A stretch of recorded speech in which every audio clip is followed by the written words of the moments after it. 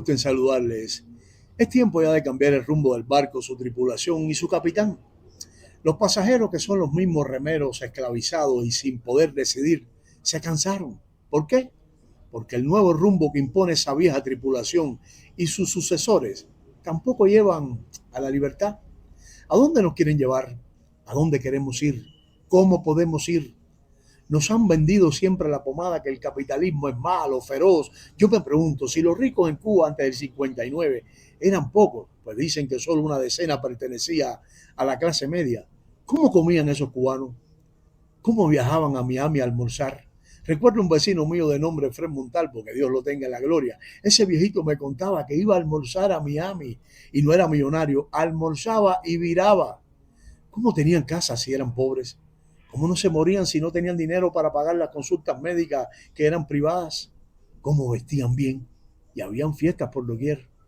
¿Cómo las personas podían leer los anuncios y los 14 periódicos diarios que había tan solo en La Habana? Porque decían también que casi nadie sabía leer. Nos engañaron como unos niños. ¿Cómo habían tantos negocios y comercios y los pobres no podían comprar nada? ¿Cómo se sostenían tantas emisoras de radio y canales de televisión si solo unos pocos ricos las escuchaban y veían? Seguro era para hacer trabajo ideológico para la dictadura de Batista, ¿eh? Osvaldo Payá se preguntaba si esas emisoras y televisoras eran como ahora, con mesas redondas para apoyar la dictadura de Batista. Y yo me pregunto, ¿habría también un sinfín? ¿Cómo es que hay tantas y tantas casas y edificios bien hechos? No como las micros que hizo la revolución, que se están cayendo y llenos de filtraciones por donde quiera. Y hoy esas maravillosas construcciones hechas por el lobo feroz del capitalismo son ruinas. Ahí vemos instituciones, comercios, fábricas, cines, escuelas, ferrocarriles, centrales azucareros y barrios enteros en ruinas. Me pregunto cómo aquella sociedad llena de corrupción e injusticia hizo esas construcciones. Antes del 59 no pocos vivían en pobreza extrema, pero no tan masiva como ahora. Había prostitución y era horriblemente penoso, pero no como ahora, que es un verdadero estatus social. Era inusual que en una familia hubiera un preso. Sin embargo, ahora es extraordinario que en una familia no haya un preso y en algunas más de uno. Las hermanas Garrido, los hermanos Perdomo, por solo citar dos. Aquella pobreza, el precario nivel de vida y esa prostitución que, repito, menor que lo que muestra la Cuba de hoy, es cierto que tenía que acabar. Y llegó la revolución para erradicar aquellos males, esa pobreza y las desigualdades. Y resulta que 65 años después hay más pobres, más pobreza, más desigualdades y un éxodo nunca antes visto. Y mucho menos los nacidos en otras naciones se van a Cuba a vivir como antaño. Y los pobres de ahora son tan pobres que ni tan siquiera pueden decir que son pobres, pues van presos. Es cierto que la Guardia Rural tenía muy mala fama, por algo sería. La revolución trajo una esperanza para esas multitudes que vivían en el abandono. Se construyeron escuelas, se trató de llevar la educación y la salud a los lugares más recónditos. Todo eso lo echaron por tierra con el abuso, explotación y represión y abundantes prohibiciones normadas que ha sumergido a multitudes en la pobreza y en un estado de vida marginal en barrios insalubres y en hacinamiento. Dos países, dos Cubas y un solo sistema. Una Cuba llena de miseria y limitaciones y sin oportunidades ni sueños. Y otra, cada vez más cínicamente exhibida, de una minoría con todo el poder y los privilegios, los nuevos capitalistas, una modalidad de capitalismo salvaje ligada al comunismo, bajo la consigna de patria o muerte. El capicastrismo, como lo llamó Osvaldo Payá. La negación a los cubanos a entrar y salir del país y todos los mecanismos de extorsión, control, restricciones y prohibiciones son un aporte de la revolución. Antes del 59, recordar que los cubanos entraban y salían de Cuba cuando querían, sin pedir permiso ninguno y por el tiempo que quisieran, aún en las otras dictaduras que sufrió el pueblo.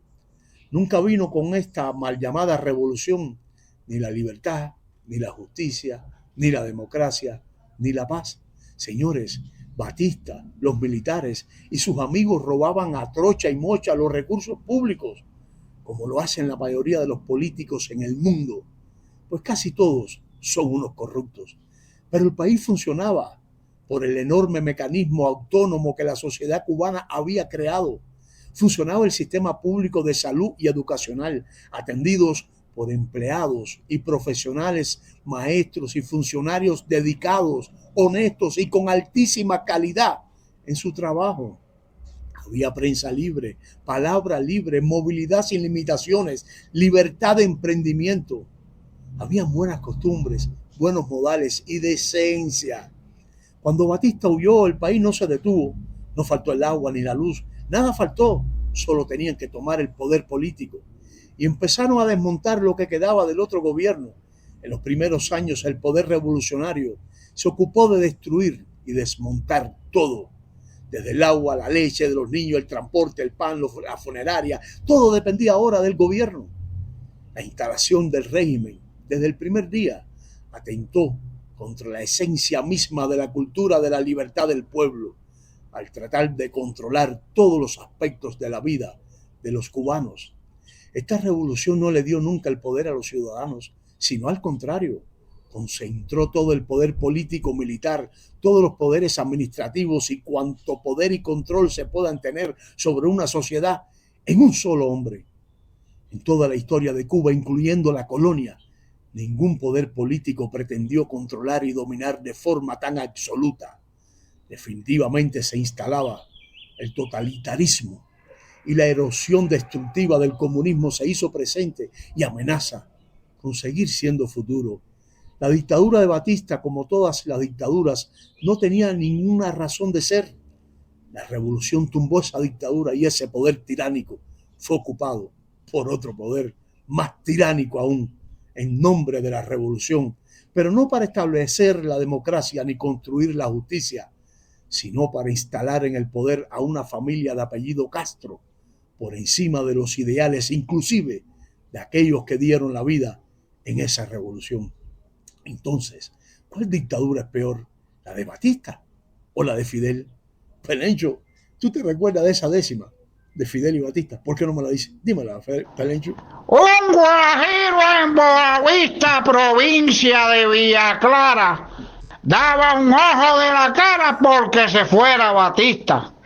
Después de aquella conquista y de aquel tirano cruel, el mismo guajiro aquel, viendo que todo era nulo, da los dos ojos y el culo porque se vaya Fidel.